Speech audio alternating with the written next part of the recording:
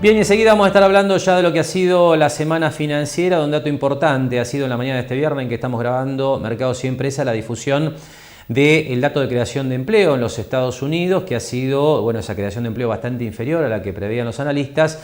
Y bueno, en este momento el mercado está digiriendo esta información con fluctuaciones en lo que tiene que ver con las cotizaciones dentro de lo que ha sido una semana con marcada tendencia alcista, no solamente en la bolsa americana, sino también en otros mercados del mundo. Pero antes es tiempo de destacar una noticia realmente importante para un sector de la ciudad vinculada con el turismo de congresos y convenciones. El tema es que durante la semana la provincia anunció que se reabre la posibilidad justamente de lo que se define como el turismo de reuniones con un aforo del 70%. Sobre el tema tenemos el análisis de Julián García, presidente del Buró de Congresos y Convenciones de Mar del Plata. Realmente estamos muy contentos porque hacía bastante que estábamos esperando, ya hace un par de meses, la apertura del turismo de reuniones. Así que muy contentos con este nuevo aforo, ¿no? Que el 30% que teníamos estipulado pasara al 70% y que pueda volver a reactivarse un poco de a poco la ciudad de Mar del Plata. ¿Se demoró la llegada de esta aprobación? Sí, en realidad iba a ser en el mes de marzo, el mes de abril, nos agarró la segunda ola, que no lo pudimos efectivizar, y después sí, a partir del mes de fines de julio estábamos esperándola porque el resto de las provincias de Argentina, la mayoría, tuvieron la apertura, pero bueno, nosotros nos llegó en el día de ayer, off the record fue el día viernes con los ministros que tuvimos una reunión, pero bueno, ahora estamos trabajando arduamente. ¿Cómo se empieza a planificar ahora? Si bien ustedes trabajan a lo largo del año, por más que estuviera no la aprobación, tienen que charlar con distintos sectores, con quienes normalmente realizan el turismo de convenciones en Mar del Plata. ¿Cómo es el quiebre ahora que ya está la aprobación?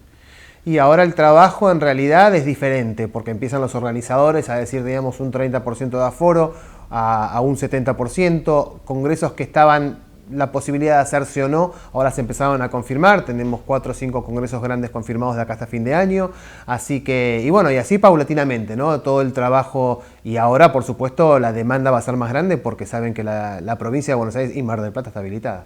Siempre Mar del Plata ha competido en los primeros puestos en cuanto al turismo de convenciones.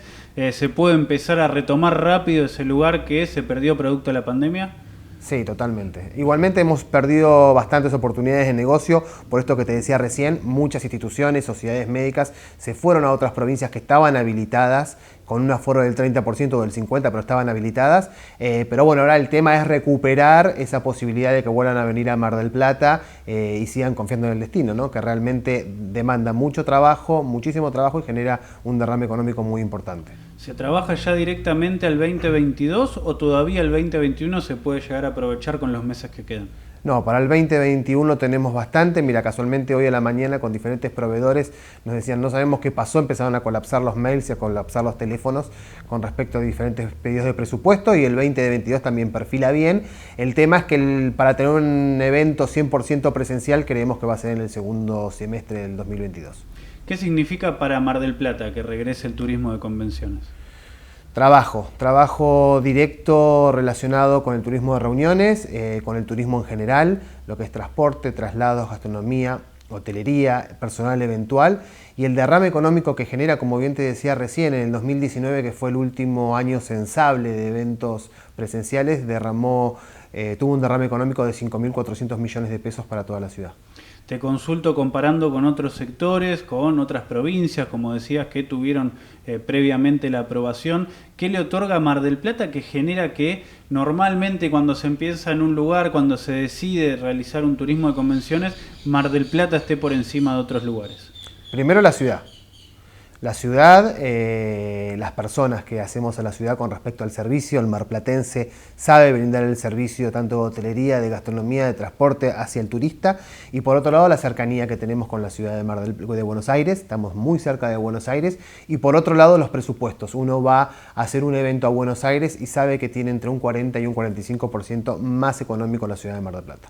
Hablás justamente de los presupuestos y me surge la inquietud de Mar del Plata tiene distintos centros comerciales con distintas ofertas, tiene distinta hotelería desde una estrella a hoteles de alta categoría, lo mismo sucede con los restaurantes. ¿Eso permite generar un presupuesto acorde al cliente que se acerque? Totalmente, totalmente. En realidad, eso ya lo marca el participante del que viene al Congreso, ¿no? El participante que viene al Congreso, eso es lo bueno de la ciudad, tiene un abanico de opciones desde los alojamientos, como decías, hasta la parte gastronómica, y los centros comerciales, tanto a cielo abierto como cerrados. La verdad, tienen una oferta muy, muy grande. Sin duda es una noticia muy importante para el sector que había movido, como decía Julián García, unos 5.000 millones de pesos allá por el año 2019, previo a la pandemia. Y bueno, es un sector además que genera mucho derrame, ¿no? Sobre muchas actividades que tienen que ver con el trabajo, con el empleo de los marplatenses. Tenemos un segundo tramo de la charla con Julián García, presidente del Buró de Congresos y Convenciones de aquí de la ciudad de Mar del Plata, donde García destaca, entre otras cosas, la necesidad de mayor conectividad aérea para el desarrollo de este tipo de turismo de negocios. Mira, nosotros nos agarró justo en reunión de comisión directiva y de socios el anuncio de la aprobación, que había sido cuando lo dijeron los ministros el día viernes, y la verdad fue un festejo para todos, porque estuvimos 18 meses parados. Hubo muchos hoteles de la ciudad de Mar del Plata que cerraron, muchísimos que tienen salones que también se vieron en reducción de personal y en reducción de semanas abiertas, porque cerraron entre semanas también.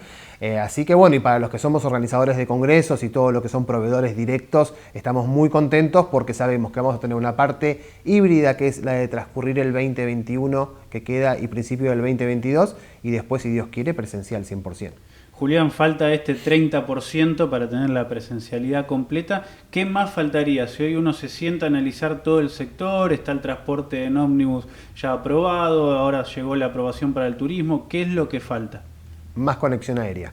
Mar del Plata necesita volver a tener como la tuvo en un momento, no estoy hablando de un pasado muy cercano, pero lo tuvo en un momento una conexión aérea, y estamos perdiendo muchas posibilidades por no tener la conectividad aérea que necesita la ciudad. Tenemos un aeropuerto internacional que no está explotado como corresponde, porque no tenemos acceso a los principales hubs que tiene la Argentina de principales aerolíneas, ¿no? Entonces, que vaya gente a Córdoba, tiene que haber un vuelo de Córdoba todo el año a Mar del Plata, tiene que haber un vuelo a Ushuaia, tenemos que tener más frecuencias con Buenos Aires. Eso nos hace la posibilidad de que congresos grandes internacionales puedan confiar en la ciudad por una cuestión de traslado de los participantes, ¿no? Matías Lamens, el ministro de Turismo y Deportes, Augusto Costa, ministro de Producción, estuvieron presentes en Mar del Plata, como detallaba, se reunieron con los sectores turísticos.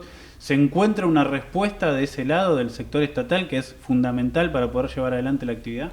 Mira, nosotros estuvimos reunidos casualmente donde vos mencionás, estuvimos con ellos, se les planteó la posibilidad de una conectividad aérea mucho más fluida que la que tiene la ciudad de Mar del Plata, que es casi nula la que tiene hoy, así que se comprometieron a poder evaluarlo con aerolíneas argentinas y tener una mejor conectividad aérea. También anunciaron un previaje para el turismo de reuniones, que eso es fantástico. Nosotros ya lo sabíamos eso, pero bueno, falta la comunicación oficial, porque realmente poder tener un previaje para el turismo de reuniones con un 50% de reintegro es muchísima plata. El mismo previaje que está para el turista individual se podría llevar entonces al turismo de convención. Sí, en realidad se va a llevar al turismo de convenciones, solamente falta la fecha de lanzamiento, pero ya desde la institución que nos vincula a los proveedores, a los buró de Argentina y a los destinos, que es AOCA, ya junto con el Ministerio habían trabajado y está listo el previaje para turismo de reuniones. Te hago la última consulta. Se habla mucho de la temporada de verano, que va a ser una buena temporada, que luego de lo que fue la pandemia una gran cantidad de gente elegiría Mar del Plata. ¿Comparten esta visión? Totalmente. Compartimos la visión. Primero, lo del previaje está siendo un éxito, porque también el buró es parte de turismo de reuniones y también la parte del turista tradicional, es un éxito absoluto. Van a tener nuevamente todo lo que son los balnearios en 12 cuotas, lo anunció el ministro el otro día, así que nos viene bárbaro como destino. Y Mar del Plata tiene todo, o sea, no es el eslogan de la ciudad, sino lo decimos todos, ¿no? Tenemos atractivos naturales, tenemos toda la parte de recreación, hotelería, una gastronomía increíble, ciudades de cercanía muy muy cerca para poder disfrutar y extender un poco la estadía, así que creemos que la temporada va a ser muy muy buena. Bien, y del regreso del turismo de reuniones anunciado durante la semana por el gobierno provincial, pasamos ya a ocuparnos de lo que ha sido la semana financiera. Una semana, le decía, muy positiva para las bolsas, que ya habían recibido muy bien el discurso de Jerome Powell el viernes de la semana previa, hablando de una Reserva Federal que iba a moverse muy lento con lo que tiene que ver con, bueno, la suba de las tasas de interés, que es uno de los principales temores del mercado, porque habitualmente tasas de interés más altas impactan negativamente en el precio de acciones y también de títulos públicos. Pero esta semana semana en particular, este viernes en que estamos grabando el programa, se conoce el dato de creación de empleos en los Estados Unidos durante el mes de agosto. Ese dato es mucho menor al que los analistas esperaban, con lo cual la posibilidad de que la Reserva Federal retire los estímulos monetarios, bueno, se aminora aún más ¿no? Porque evidentemente aquí lo que el mercado está siguiendo es, bueno, que si la economía crece muy rápidamente, hablamos de la economía americana, se generan muchos puestos de trabajo y al mismo tiempo empieza a haber más presiones inflacionarias como se han notado en los últimos meses, bueno, ahí la Reserva Federal no tiene otra posibilidad que comenzar a retirar los estímulos monetarios. Pero esto no ha ocurrido, el dato de creación de puestos de trabajo ha sido muy débil en relación a las expectativas. Esto, le repito, se ha conocido, bueno, horas antes de que empecemos a grabar el programa, con lo cual los mercados tienen un buen contexto para desarrollarse. Pero vamos a ver todo esto, como siempre, con el apoyo de los gráficos. Comenzamos esta semana por el índice Nasdaq, que agrupa a las acciones tecnológicas en los Estados Unidos y es el que ha venido liderando la suba desde los mínimos del año 2020, y esta semana en particular también es el índice que tiene un desempeño más positivo, básicamente porque las acciones tecnológicas, que se denominan acciones de crecimiento, son las más beneficiadas por un contexto de bajas tasas de interés, y en la medida en que la Reserva Federal postergue el retiro de los estímulos monetarios, justamente este clima es favorable para este tipo de acciones. Tenemos al Nasdaq esta semana subiendo 1,47% y marcando un nuevo máximo histórico en una tendencia alcista realmente muy destacada desde los mínimos del año pasado, que ya marcan que este índice ha subido más del 100%. Si vemos a las 500 compañías de mayor capitalización bursátil agrupadas en el índice Standard & Poor's 500, el recorrido es algo menor esta semana en particular, 0,52% arriba, lo tenemos ahora al Standard & Poor's 500, también en una tendencia positiva muy marcada de los mínimos del año pasado, como siempre comentamos, pero a un ritmo menor. Aquí hay que comprender que hay una mayor diversificación sectorial en este índice, de acciones mucho más tranquilas, más estables, menos volátiles, como las acciones de salud, como las acciones de consumo básico, como las de servicios públicos, que obviamente moderan la variabilidad de este índice tanto hacia arriba como hacia abajo en relación a lo que es el comportamiento de las acciones tecnológicas. Otro dato que queremos destacar esta semana es que en la medida en que se postergan los movimientos de la Reserva Federal para retirar los estímulos monetarios, por lo menos esos movimientos van a ser menores, según ha adelantado Jerome Powell en su conferencia del viernes de la semana previa, bueno, el dólar se ha vuelto a debilitar. Si bien hay que seguir de cerca la relación entre el dólar y el resto de las monedas, que es este gráfico del índice DXY que se sigue mucho en los mercados.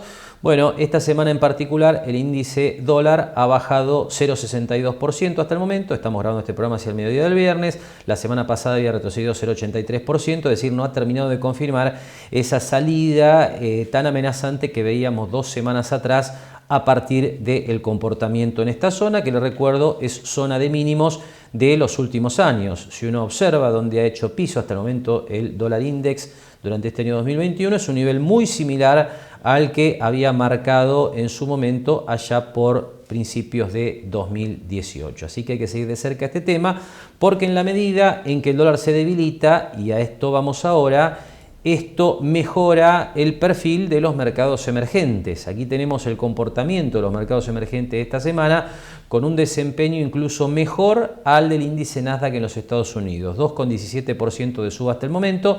Los mercados emergentes, por supuesto, vienen muy rezagados en relación a lo que ha sido la evolución de la bolsa americana.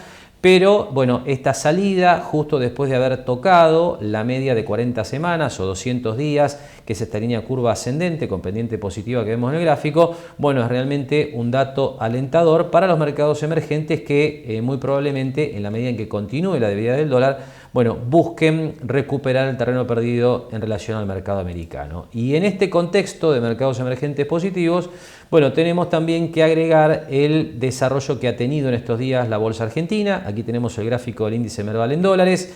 Si uno le da un poco más de perspectiva, bueno, tenemos una recuperación importante en las últimas semanas, aunque todavía estamos muy lejos del máximo histórico de principios del año 2018, pero esta semana en particular el Merval en dólares lo que está marcando hasta el momento es una recuperación adicional de casi el 3%, veníamos de una semana muy positiva como la pasada que había terminado con una suba del 10%, bueno, hay un buen desarrollo de la bolsa argentina en dólares en las últimas semanas que parece estar tratando de llevar las cotizaciones fuera de esta zona de consolidación, de este movimiento lateral, como se dice técnicamente, que tenemos desde los mínimos de la pandemia. Aquí la diferencia es bastante marcada con el resto de los mercados.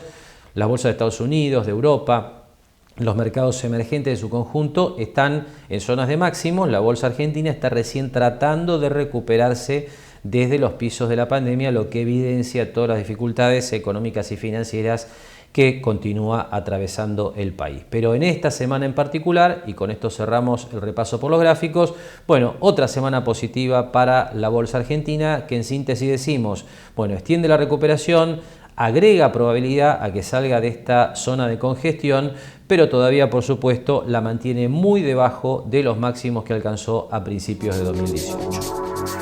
Y hasta aquí entonces el panorama de los principales mercados de referencia, una semana, como les decía, muy positiva para las bolsas. Ahora hacemos la última pausa en Mercados y Empresas y enseguida la habitual charla semanal con la contadora Adriana Figliolo, gerente de Mar del Plata Bursa.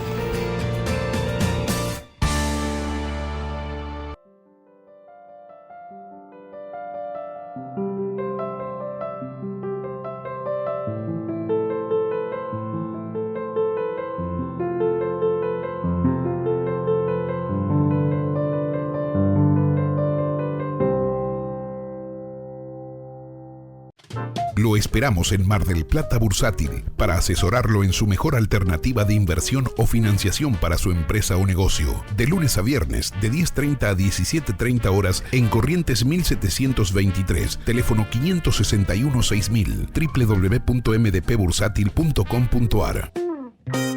Jauregui Berry, Di Genaro y Asociados. Asesoramiento jurídico tributario. Rawson 1857, segundo piso. Teléfono 410-7666 o 410-7999.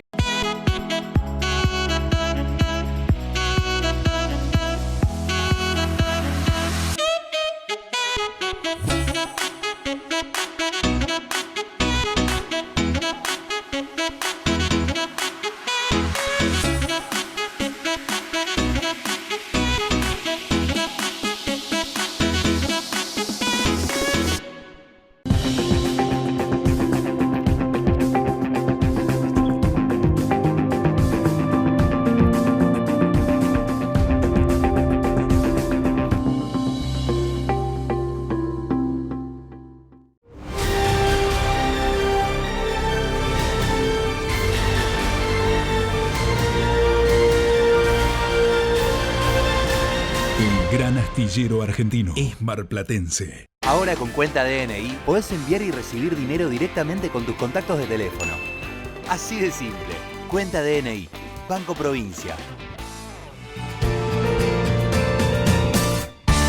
Bien, último tramo del programa y tiempo entonces de conversar con Adriana Figliolo, gerente de Mar del Plata Bursátil, para agregar algunos detalles a lo que ha sido la semana en la bolsa argentina. Así que Adriana, bueno, te damos la bienvenida.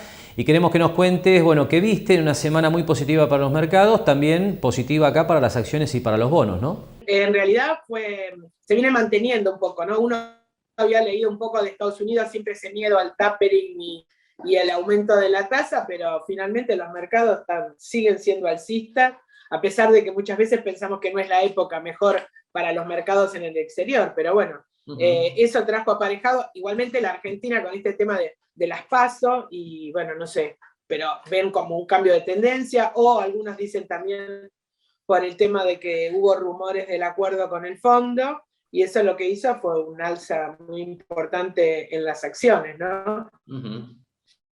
Y el dólar, al mantenerse tranquilo, hay acciones, nosotros miramos en el exterior las acciones argentinas, y el caso principalmente de los bancos y el YPF han subido un 20-25%. Así que son subas realmente. Ahora, todo dependerá un poco de qué es lo que pasa el 12 de septiembre. El 13 veremos acá cómo reaccionan los mercados, ¿no? Con las noticias que haya de las elecciones. Normalmente, si hay un cambio de tendencia, sería positivo para el mercado. Pero bueno, hay que esperar, hay que esperar ahora qué pasa. Las acciones, ya digo, subieron mucho, y lo que nos llama mucho la atención es la suba sostenida que han tenido los bonos. Inclusive tenemos consultas ya, que es algo que nosotros antes daba el 25% en dólares un bono en el año, y a nadie se le ocurría hacer algo. Así que bueno, vemos un clima más favorable para lo que es mercado argentino. Igualmente, son los menos. La mayoría sigue temeroso con las restricciones que hay, y también el dólar blue, que no se ha disparado más, eso trae una tranquilidad, pero la gente piensa que con la inflación que hay, realmente ese dólar está barato ya. Así que bueno, tenemos también gente que ha bonos en pesos de repente, que pagan tasas buenísimas con respecto a lo que es un plazo fijo, porque hay bonos que pagan un 40 y pico %, es mucho más que lo que te paga un plazo fijo. Pero la gente ya ahí hemos visto que hay un poco de una migración de esos bonos hacia la cartera en dólares. Así que bueno, para mí tiene que pasar esta etapa legislativa y ver qué es lo que pasa, ¿no? ¿Cuál es la reacción si ganan o cuál es la reacción si pierden? Así que bueno, hay que esperar. Pero que fue buenas semanas y hay más volumen y está un poco más animado todo, es real. Seguro. Ahora, Adriana, mencionaste el dólar MEP. En este sentido, se conoció hacia mitad de semana, bueno, que el Banco Central y la CNB poco menos que se iban a unir para analizar el impacto de las últimas regulaciones y ver cómo se puede seguir administrando lo que tiene que ver con la operatoria del dólar bursátil. ¿Cómo está esto hoy? Al dólar MEP propio a nosotros no nos afectó, porque nosotros, las normas que emitió el Central en cuanto al origen de los fondos y la devolución de los fondos, nosotros las venimos cumpliendo de toda la vida, porque son normas que nos imponen a través de la unidad financiera, que viene a ser el dólar MEP, es decir, transfiere pesos, con esos pesos compramos los bonos y al día siguiente los vendemos contra dólar. Y le transferimos los dólares. En esa operatoria no hay ningún cambio. Al hacer una norma del Banco Central y no haber regulado absolutamente nada la CNB, el tema pasa por los dólares que están en cartera. O sea, si vos tenés dólares en cartera, se dio la ridiculez de que vos, por ejemplo, cobrás una renta de un bono, querés reinvertirlo, no puedo, te lo tengo que transferir. No podés utilizar saldos. Pero eso es una locura en el mercado bursátil, porque vos no estás haciendo ningún rulo, no estás haciendo nada. O sea, una acción te paga un dividendo en dólares. ¿Querés comprar más acciones en dólares? No podés. Pero eso no es a lo que va la norma principal. Yo creo que la norma principal quiere afectar a los que estaban haciendo el rulo en el contado con liquidación. Y terminó esa norma, al no haberse expedido la CNB, terminó afectando a lo que es la operatoria normal de los agentes de bolsa. Que vos, por ejemplo, podés reinvertir. O, por ejemplo, en algún momento vos decidís vender un bono o una acción contra dólares. Tenés los dólares ahí. ¿Querés comprar otra acción? No te la puedo tomar la orden. Eso en la semana pasada, sobre todo, nos trajo muchísimas complicaciones, porque es difícil hacerle entender a un cliente que una renta de una ON no la puede reinvertir en la ON. O sea, pero eso es culpa de no haber aplicado esa normativa del Banco Central hacia las ALICs. Esta reunión es auspiciosa, que se reunieron la CNB con el Banco Central. Así que bueno, nada, estamos esperando a ver si hacen el aplicativo para los ALICs que sea razonable, ¿no es cierto? Así que bueno, estamos esperando eso. Bien, y después de la charla con Adriana vamos a ver cómo quedan las principales variables en el circuito financiero argentino. En primer lugar, el dólar, tranquilo, pero claro, con intervención del Central en el mercado bursátil, siempre a través de la compra de bonos con dólares y su posterior venta en pesos para moderar el alza de las cotizaciones. Tenemos al oficial, como siempre, con una devaluación muy moderada, 0,35% arriba, 103,33%. En la bolsa el MEP sube a 170,60, 0,35%, y el contado con liquidación 170,70, 0,47% de suba. En tanto, el blue en el mercado marginal muy estable, 182 pesos. Tenemos el mismo cierre de la semana previa. En el mercado de bonos, recuperaciones generalizadas, esto ya lo habíamos comentado.